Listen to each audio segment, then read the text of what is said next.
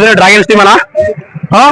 మేము కెప్టెన్ గా ఓనర్, మా సపోర్టర్స్ ఆర్గనైజర్స్ నారాజన, మా కృష్ణ, చిని నాగరాజ్, మా స్పాన్సర్స్, మా ప్లేయర్స్ వెంకీ, నరేష్, ప్రకాశ్ అన్న అందరు సూపర్ ఆడి యాజ్ బై సూపర్ పర్ఫార్మెన్స్ ఆడి ప్రతి మ్యాచ్ ప్రకాశ్ అన్న ప్రతి మ్యాచ్ అందరూ బాగా ఆడి semis final Venky super performance